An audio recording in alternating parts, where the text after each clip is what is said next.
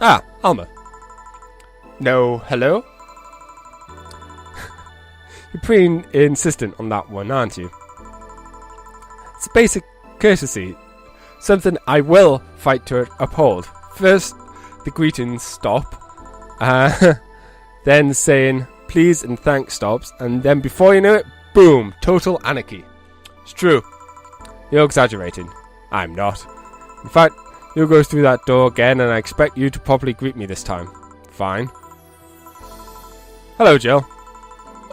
Once upon a moonlight dreamy while I ponder weak and weary over many a quaint and curious volume of forgotten lore, while I nodded, nothing napping, suddenly there came a tapping, as one gently rapping on my chamber door.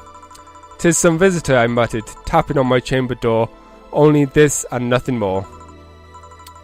You overdid it. You totally overdid it. Quoth the bartender.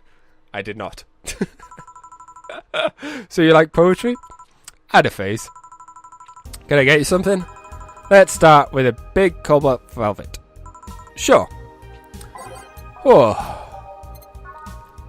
1, 2. 1, 2, 3. 1, 2, 1, 2, 3. 1, 2.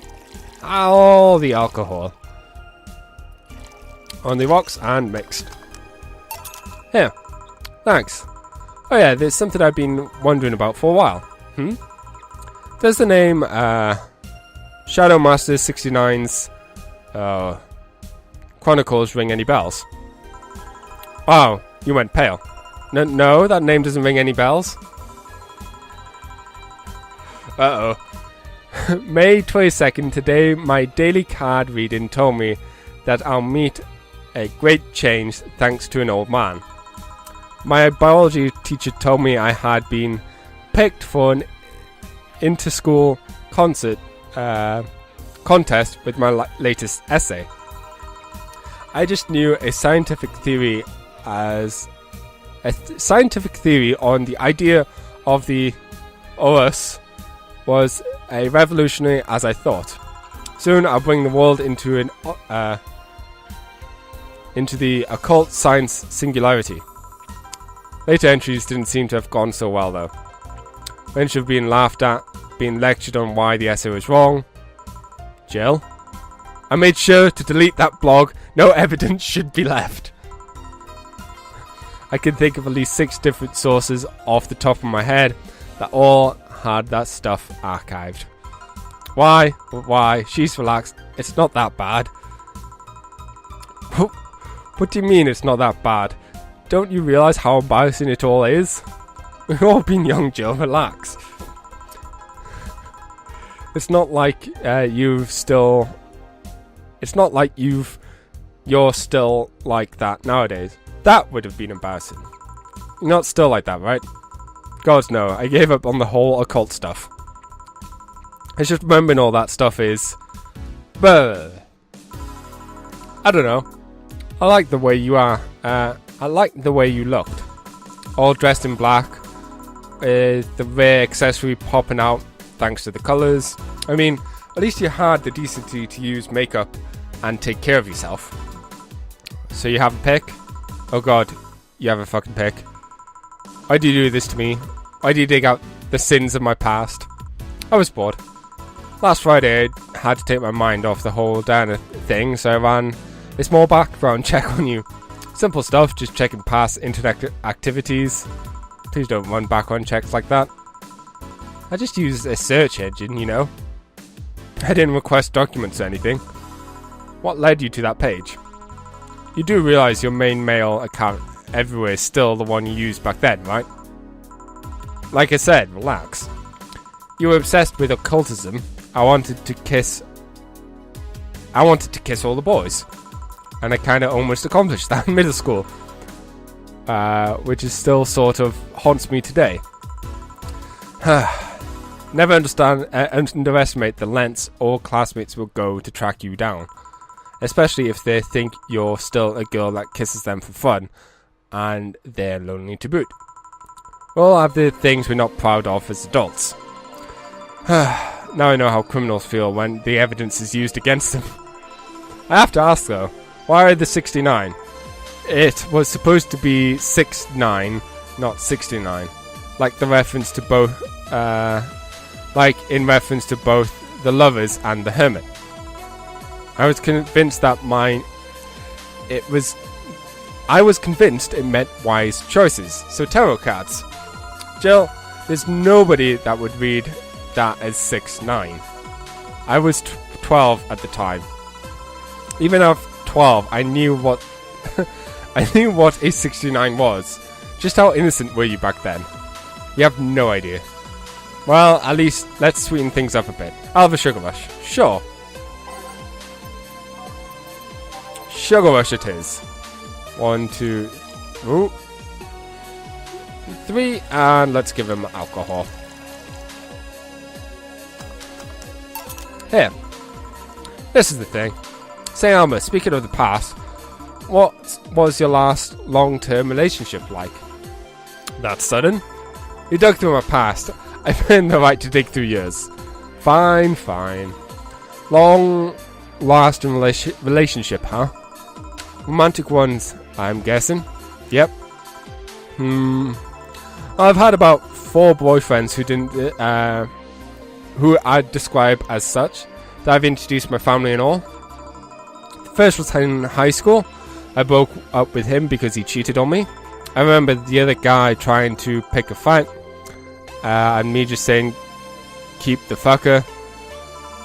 The second one was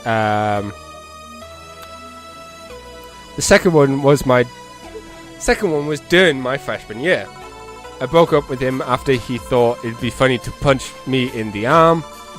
Starts off with a friendly hit, and before you know it. Anyways, the other guy I met shortly after I dropped out. He was insistent on marriage, but he wanted to get married after only half a year or so of knowing him. And then there's Richard. Who? I spent almost 4 years with him. Oh wow. We got along pretty well. We had almost chemistry. I truly loved him. But as time went by, there was a rift that started separating us. He just didn't like my family. He didn't. Moreover, he wasn't a family person. He described himself as his own and voiced that he didn't want kids.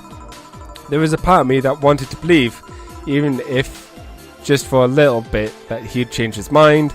But as much as I loved him, that one detail brought a growing gap between us. And at one point I just had to break up with him. But I'm not here to depress you. Bring me a beer, will you? Beer it is. 1, 2, 1, 2, 3, 4. 1, 2, 3, 4. Giving it a big one because, you know, why not? Thanks for telling me that, by the way. Don't mention it. Okay, one more question and we're even. Wow, you really are embarrassed of that blog, huh? Sure, ask away. At what age did you get those implants on your boobs? Jill, I love you, and I know you're saying that in jest. I lived through so many rumors about getting plastic surgery that I won't take it as a joke. As such, and honoring our friendship, I'll just say this. They're real, and they are spectacular. Now ask the real question before I slap you. I'll grant you one and only one chance to call me by my full name as a compensation then.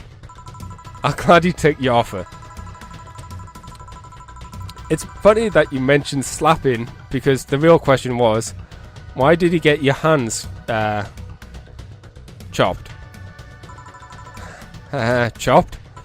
Well, there's a couple of reasons. The first is that I spent a lot of time typing. These replacements help to avoid carpal tunnel syndrome. Oh, there are other utilities, like how I can interface with many devices. For example, there's a tiny computer embedded in my glasses. Huh. If I move my index finger, it acts like the computer's cursor. There's lots more, but there's small things that don't sound impressive when I say it out loud. How did your family take the operation? They took it well enough, except for my mum. She freaked out for months. She even went to the hospital to ask for my hands. Don't you miss them? Sometimes, but during the emotional moments, but as luck would have it, someone else has them. Shortly before my operation, there was an accident on the highway. One of the victims was this young lady whose right hand got completely crushed. I told them to check if they was capable and all that. I mean, implants are not everyone's first choice if they can get natural replacements. A bit of cosmetic treatment and it could pass as her original hand without no problem. Last I heard, she was compatible and the family agreed to the donation. I don't know what became of her, but I hope she's fine. Oh, that's cool. And you didn't tell your mum about that? I guess she does have replacement. I don't want her pestering the poor girl. So are we cool now? Are we even now? Are we? You were pretty pissed about the comment regarding your boobs. Again, I'm sorry. I said a lot less rude in my head. Yeah, don't worry about that. Besides, I get to call you Julian once. Now you don't. Why? You just called me by my full name. Are you serious? One chance, and only one chance, and you just used it up. Damn it. Ah, no! Surprise! Hey Alma, this might be a weird tangent, but do you believe in ghosts? Hey, not particularly, no. Although there was this paper I read once that was quite interesting. It proposed a scenario where nanomachines clusters would leave the body after death, and they acted as a collective hive mind through residual brainwaves. Results would basically be an image, not unlike a hologram. Of course, the hypothesis fell because such nanomachine density is impossible in a body. Even 5% of the amount needed is enough to make the blood too dense for the heart. And it's not like the brainwaves are potent enough to create those reactions. Still an interesting read though. I see. Don't give me that look. It's not my fault you don't that you convinced yourself that you're crazy. Well, I'm leaving then. See you tomorrow. See ya.